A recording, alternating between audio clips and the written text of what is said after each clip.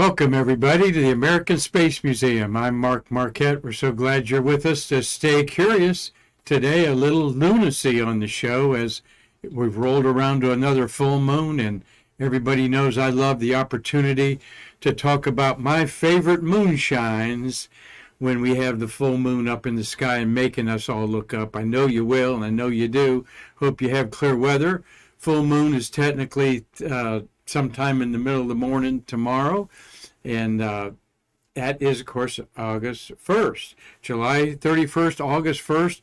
Is this the full moon of July or the full moon of August that Native Americans celebrated? Well, it rolls around and we'll every 28 days, so we'll explain all that to you as we look at this beautiful green screen that a photographer took with a telephoto lens over a spot that he had to plan this in advance to get those people there rising. I've actually seen a video of things like that.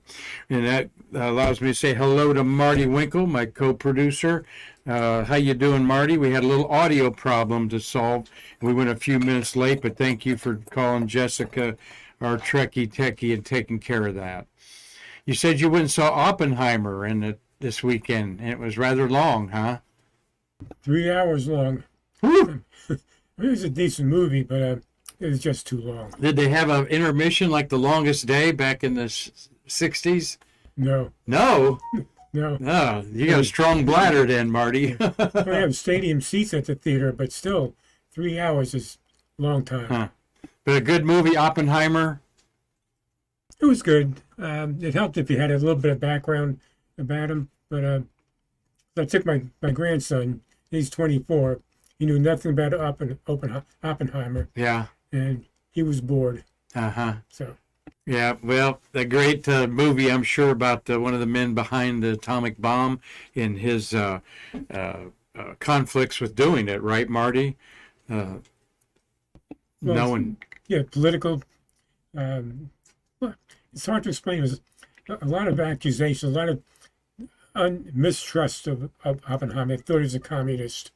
So a lot of problems. Right. Well, quite a story of history, of world history, just not American history there. So thank you, Marty, for chiming in on that. Like I said, a full moon weekend reminds me of my favorite moonshines. I've done many programs on the moon, and sometimes I repeat things, some I don't.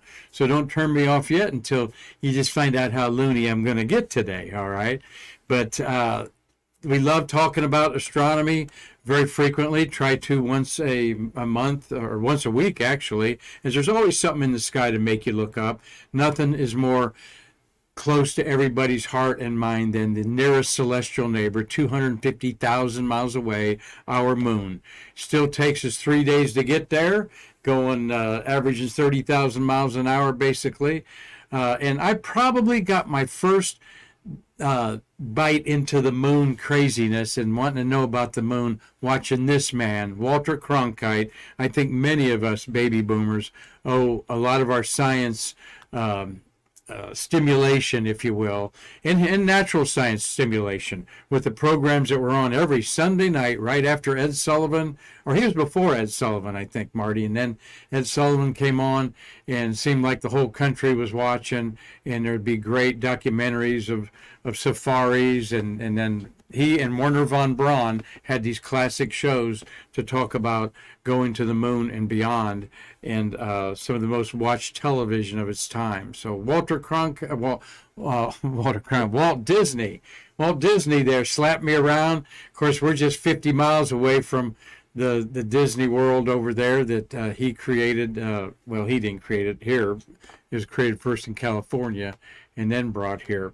And so we're one of the offshoot attractions over here in Titusville, where our humble American Space Museum love having you in here to share our amazing artifacts that are truly one of a kind and celebrate the birth of America's space age in its delivery room, Brevard County. Well, I'm going to tell you some of my favorite things about the moon. Like I said, one, the moon is never the same.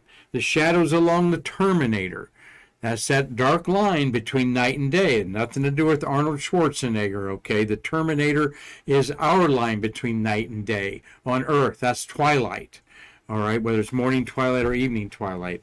Well, the Terminator moves across the surface of the moon in a slower fashion than it does here on Earth, of course, as we can watch the shadows move by the hour. But a 28-day cycle, you can see them change literally through a telescope. You can see features of the moon change. The shadows of mountains get that were once long get shorter as the sun rises over them. So it's something that is always enjoyed looking through a telescope at it. It is never the same. In fact, I think it takes 18 years for, if I'm looking July 31st at the moon tonight, 18 years it'll take for it to be the exact same look that I would see again tonight. So I do a lot of drawing and sketching, photography of the moon. Everyone wants to photograph the moon, even with their smartphones, when we do outreach programs. So, but it is never, ever the same, and that's why I like looking at it. And we've not been able to see it for a few days because we've had some cloudy, stormy weather at night, which is unusual around here.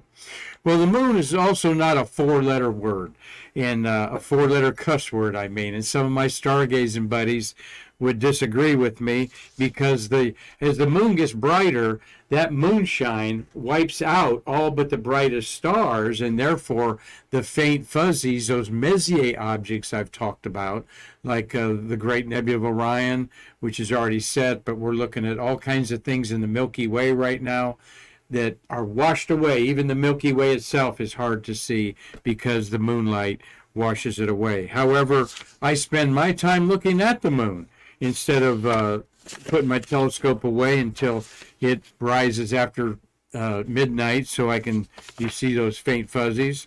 But and by looking at the moon over and over, you learn that it is a real place, okay? And it has real features with real names, mostly of historical men and some women, but all the history people from Tycho Brahe, a great observer. You've got the philosophers of Plato and Archimedes and the scientist Copernicus. And Galileo, you would think, would have a big crater, but he is kind of an indistinct crater for Galileo. Longomontanus and Clavius, Aristarchus, all kinds of names come off the top of my head that I've looked at these features, and you get a moon chart and you start appreciation that everything has a name, just like geological features on the Earth. So this is selenography, and Selene is one of the Roman names for the moon, and Artemis is the other one, the sister of Apollo. Of course, we'll talk about the Artemis program here in a few minutes. But one thing that always bugs me, folks, is there are over 640 satellites orbiting other planets called moons, and they all have proper names. Phobos and Deimos of Mars, Titan and Triton. Titan is Saturn. Triton is Neptune. And then Io, Ganymede, Europa, Callisto, the four famous moons that Galileo saw, Jupiter. But our moon is just called Moon. And half the time it's not even capitalized, like all personal pronouns should be. That's just another pet peeve, is that moon and sun and solar system are capitalized regularly, like I think they should. That is the name of our satellite that's orbiting us, is Moon. Okay, we could have called it Gary. All right, we could have called it Marty. All right, but no, we just call it Moon. But the Greeks had the name Selene and Artemis. Egyptians called it Isis. Okay, and that was played very big into their mythology. So, even the names of Uranus, if you didn't know, are all named after Shakespeare characters like Puck and Miranda. But nope, ours is just called Moon. All right, so I don't know if we'll ever change that. Maybe calling it La Luna, like the French do, would take some of the bitterness out of my mouth. I don't know. But I'm not going to get any more worked up over that, because we do have these 12 men that we love that walked on the moon, 4 of them alive right now, okay? And that, of course, would be Buzz Aldrin, the second one there on the left, on the top.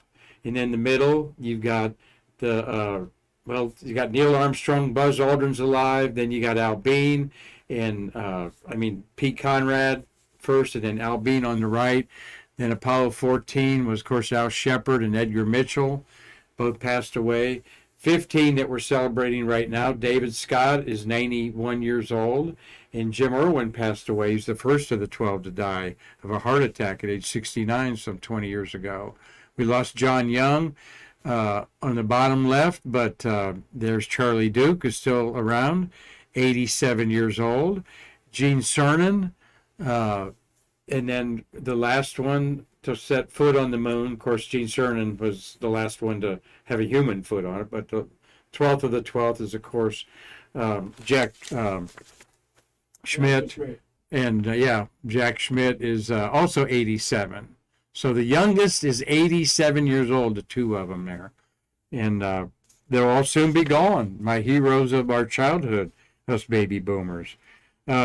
I met a couple of them. I met Charlie Duke is just awesome. Marty's had Duke and several of these others at some of your Grumman gatherings that will be no more. Marty, what would you say about some of the moonwalkers that you've met?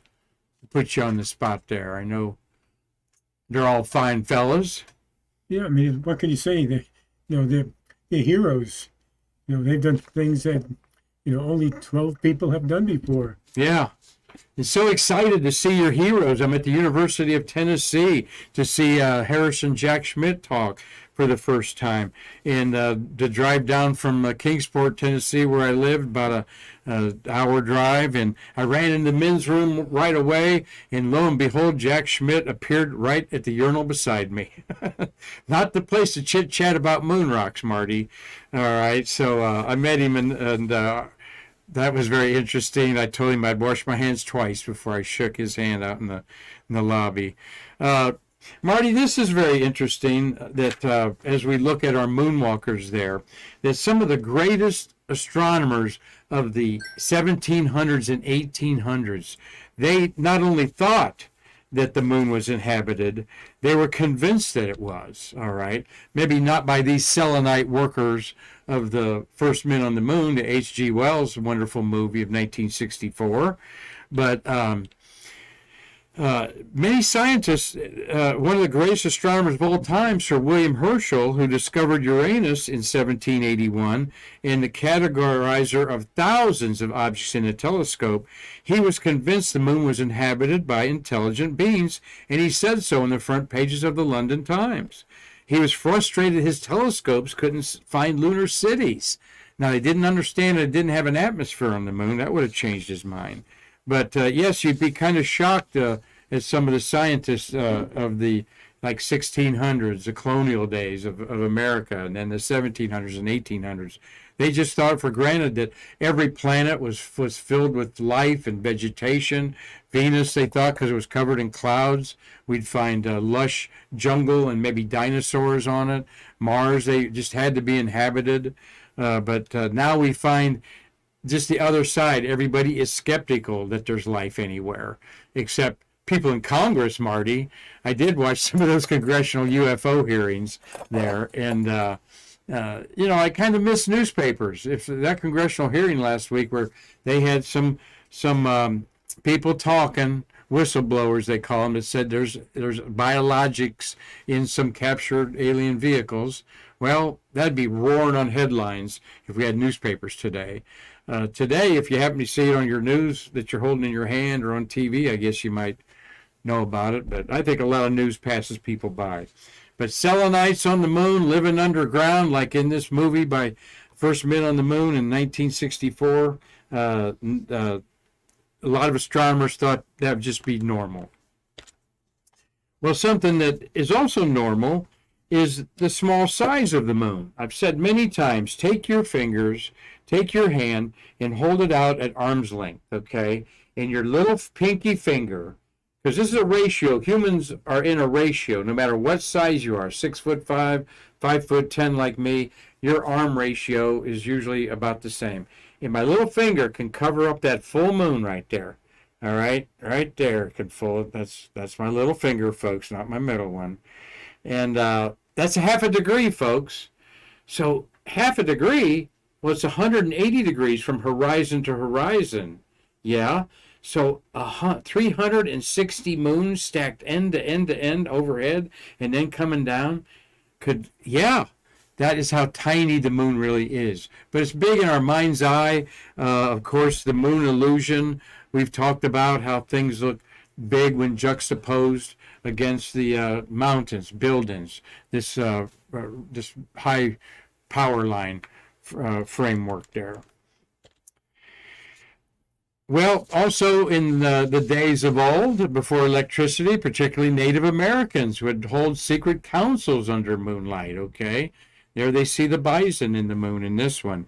Anyone had a secret meeting under moonlight? You know, how about those film noirs that I love so much? Love the moonlight scenes outside. It always adds something surreal, the moonlight, in our minds and eyes. And Henry Wadsworth Longfellow thought the same thing years ago in a poem that he wrote about that. So, but the moon is not, though it seems bright and looks bright in our sky, all right, it really isn't, okay? The moon is a poor reflector of light. As you see, crystals make a halo around the moon occasionally, a sign of weather. Native Americans would count the number of stars. Other cultures, that would indicate how many days until it rains, the number of stars you can see inside this circle around the moon. Or maybe some catastrophic event or good event's going to happen in 3 or 4 days. I see a star on the outside of this moon ring here that I took not too long ago. But the moon, we call in astronomy reflective, is called albedo. And the albedo of the Earth is like 870% because of our oceans. Venus, because it's covered completely in clouds, is like a mirror, over 90% light does it reflect back. But the moon's albedo is about the same as a lump of coal, or 17%. Or, well, how about, we've all seen a well-worn asphalt highway, all right, whatever cities you're in, interstate highway or whatever. That gray color is about the same color on the moon. A well-worn highway, that kind of grayish that the black goes into, is what we're looking at. So it's a very poor reflector. And you think back if it was made of like formica or other more reflective type materials. Oh my gosh, literally it would change the night culture of human beings to where we would probably be more nocturnal with the availability of the moonlight, at least once a month is basically when we get most of the moonlight. Well, there is no such thing as the dark side of the moon, folks. Hate to break it to all those Pink Floyd lovers out there. But there's always half of the moon is illuminated. And here we see the half that we see and the other half we don't see, the back side of the moon in these satellite photographs. Look at the difference, folks. Now, when the Earth and moon were formed, and we think the moon was formed by a Mars-sized object that hit the Earth 4 billion years ago and ripped out part of the Earth, and then because it's lighter materials like the first layers of the Earth's mantle is what the moon's made of. Not much heavy or iron and heavier elements. But it looks like when it kind of froze and its face was stuck towards the Earth, which is common for a lot of moons, they're stuck in this rotational freeze. Looks like the magma in the center was pulled towards the Earth's gravity because it wasn't, there's not many places in the back. But look at all those craters, all right? And we're going to land at the bottom here in a crater called Shackelford. Well, the backside's covered with thousands of more craters, only a small dark maria or ancient seas, lava seas, no mountain ranges, which the mountain ranges on the moon anyway aren't tectonic mountain ranges. They're impacts from, as you see the other side, our side of the moon, you can see gigantic ovals caused by asteroids that hit the moon and then they were filled in by lava. Due to the slight wobble of the moon, called libration, we see some of the backside in the limbs, accounting for 59%. Now, here's my moon map here. I meant to show you there because I did have Charlie Walker autograph it back in the day. Charlie Duke. I mean, Charlie Duke. Yeah, Charlie Walker on my mind. He's coming to town. Charlie Duke. Thanks, Marty. But the moon wobbles a little bit like this back and forth because of the Earth pulling on it. So we see almost 60% of it. And that's fun to look at the edges. And sometimes you can see this one, they call it the unknown sea, that can be visible at times or not. Well, enough about the front and back side of the moon. How about the music of the moon? Marty, I have listed over 100 songs that have the word moon in their title. From David Bowie's Moon Age Daydream to Van Morrison's Moon Dance to Yellow Moon by the Neville Brothers, just on and on. Moon River, okay, and my favorite, Moon Shadow by Cat Stevens there. So how many moon songs can you recall? How about Picasso Moon by the Grateful Dead? Moonlight Drive by The Doors, okay? All kinds of moon songs out there ad infinitum, just to show you how people have been influenced by the moon, whether they have a telescope, look up, understand it or not. And of course, pop culture has some tasty offerings to celebrate the moon, like moon pie. And now they have them in different flavors, of course. And moonshine. But I stay away from that kind of moonshine, all right? I like the kind that I can get in my telescope. That's the kind you can't get too much of. But not growing up, but living over 35 years in Appalachia between the Smoky Mountains and the Blue Ridge Mountains, certainly saw my share of moonshine around there, and it's amazing how that's taken off. And you always got to have a picture of the moon on it there. Well, wherever you are, when the moon is out, you look up. You see, even if it's a sliver of a moon, like this is like we call the 2-day-old moon, all right? You can see the outline of the moon that we can't see. That's the young moon and the old moon's arms is another way they put that. But you're always going to look up and see things. And it's always fascinating to try to understand how old the moon is in days. Amateur astronomers talk like that. Like the moon is 14 days old, Marty. And if everybody knows it, that's full moon, all right? A little bit after full moon would be 19 days old. And that would rise probably 11, 12 o'clock at night. The first quarter moon, if you have a 28-day cycle of the moon, 1/4 of it's 7 days. So the first quarter moon is there to the right. The last quarter moon is 21 days old.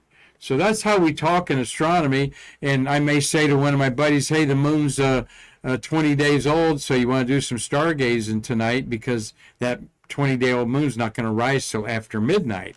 Probably after we get done stargazing, go to bed. And again, when the moonshine is in the sky, you can't see some of the galaxies and nebulas and star clusters and globular clusters that are up there by the thousands. Well, this being July 31st, August 1st, full moon, here are the moons from January, February, March. They kind of make sense. The full moon of January was called the wolf moon, not because they could hear the wolves baying because they were hungry. All right. So we've got here either the buck moon, the full buck moon, or the full sturgeon moon. Both are outdoor activities, of course, hunting and fishing. So you could call it either one. Bucks are mating and very active right now. Full sturgeon is at its peak, being caught right now in areas of the Midwest and I think Lake Michigan and some of the lakes up there. But then we'll get to this August can be called the green corn moon, as where in September, when the real harvest starts taking place, you could have the full corn moon. And then, of course, you got the hunter moon and the harvest moon. They don't list the harvest moon there. And the beaver moon is usually November when beavers are damming up things and getting ready to go in. And a cold winter moon, of course. So you can name it any moon you want. Make your own moon names up there. Make your own moon map. Make your own moon charts. Whatever you want to do, it's up there for you to enjoy. Well, one thing we do enjoy is making faces out of the moon. The man in the moon that I have always had a hard time seeing. I see the rabbit in the moon, bison up there in the upper right-hand corner, a lot of furry creatures, squirrels, an antelope is lower left. Was that what that's supposed to be? But time and time again, I've told you that I always see the profile of a woman in the moon, on the full moon. With that, her pendant is the bright crater Tycho. It's a fresh crater, maybe only 50 million years old, that its rays are spread across down there. So, see her there and there. And I'm not going to ask Marty if you see it, because you have a hard time seeing things like that. But you, again, make up some features on the moon. All right, get the kids out there. Look through binoculars. Binoculars are so underrated when looking at the moon. But here's something bet you didn't know about the moon, is the moon and the Earth are a binary planetary system, okay? That's right, we're binary planet, all right? Because the moon is about 1/4 the size of the Earth. They actually rotate around each other, all right? With the epicenter of the rotation is inside the Earth's crust. This is the same binary planet situation with, this is Pluto and its large planet, Charon. That's 1/4, Charon. All right, this is to scale. The Pluto is smaller than the moon, our Earth's moon, but its planet, the planet Pluto and its moon Charon, are a 1-to-4 ratio, just like the Earth and the moon there.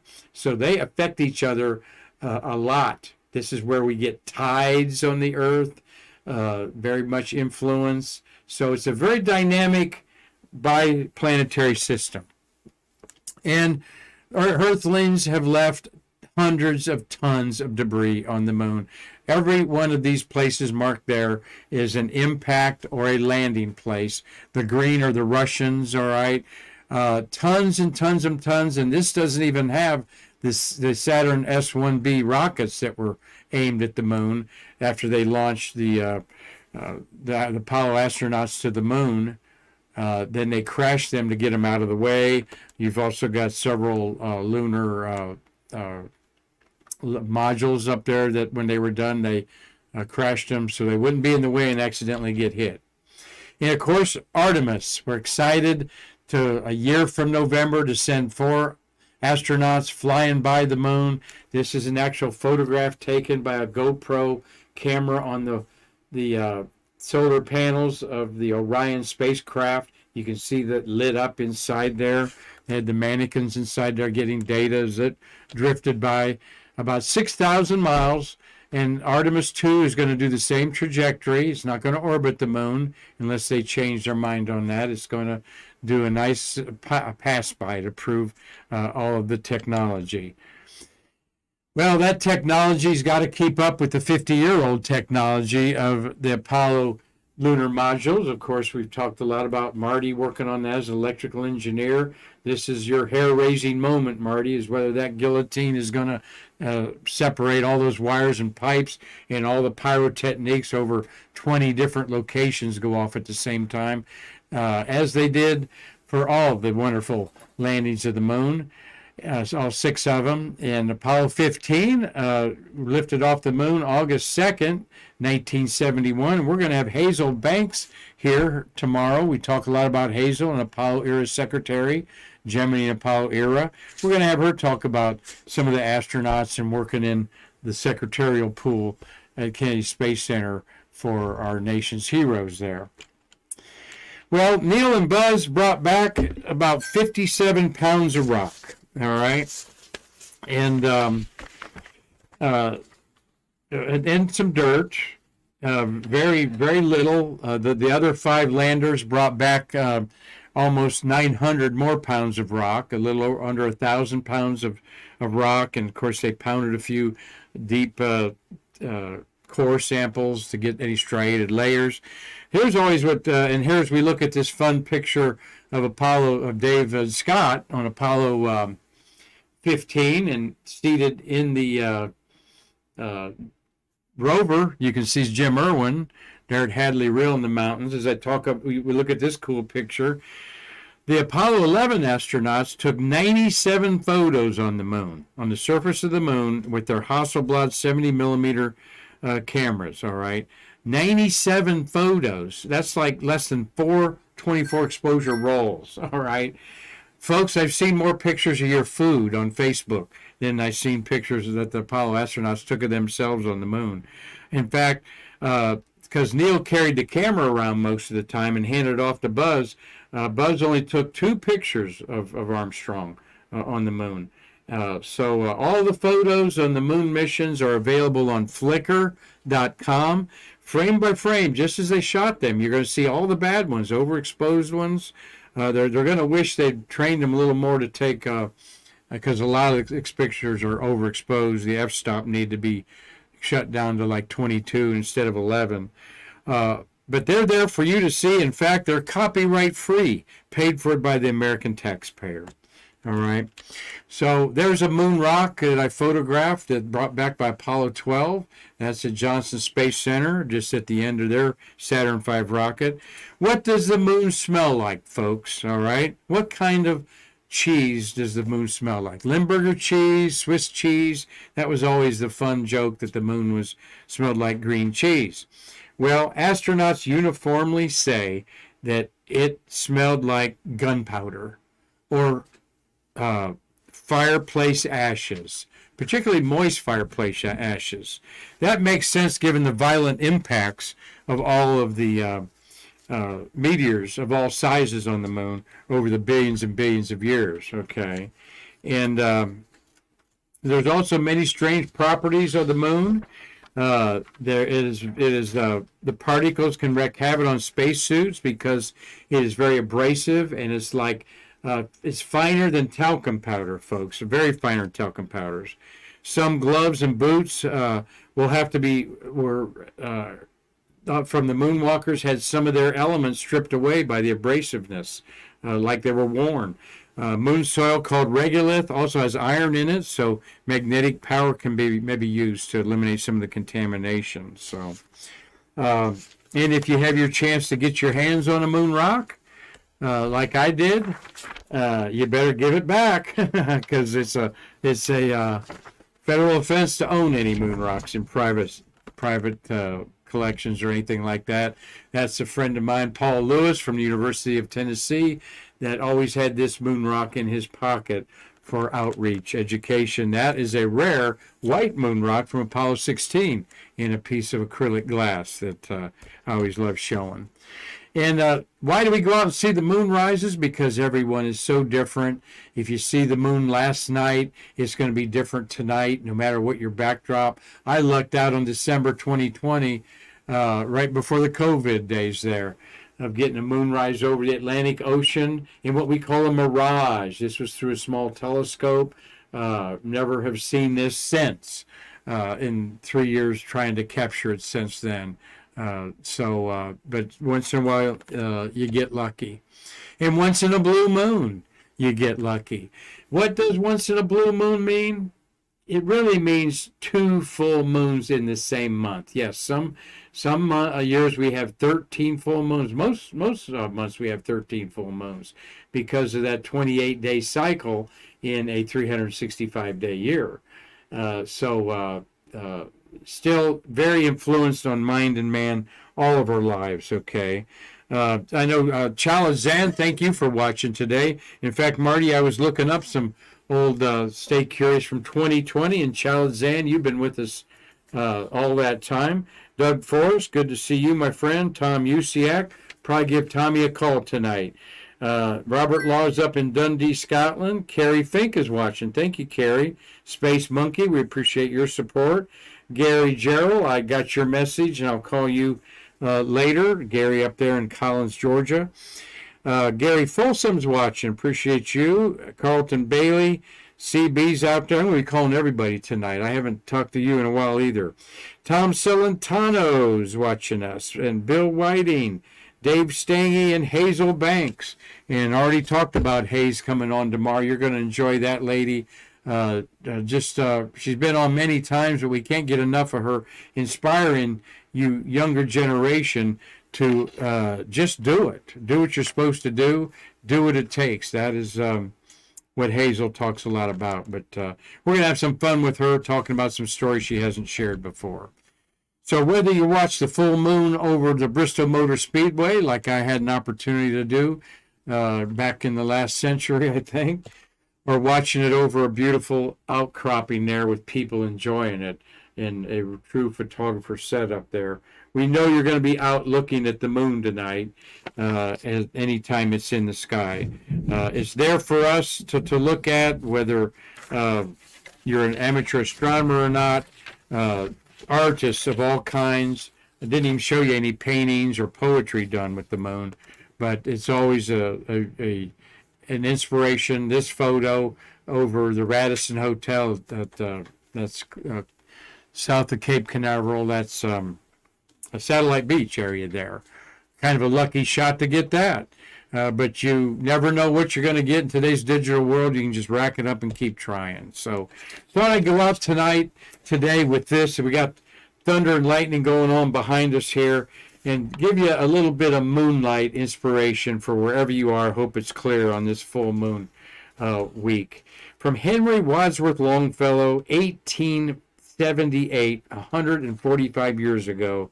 A poem that I think you could wrap your head around today with an urban setting.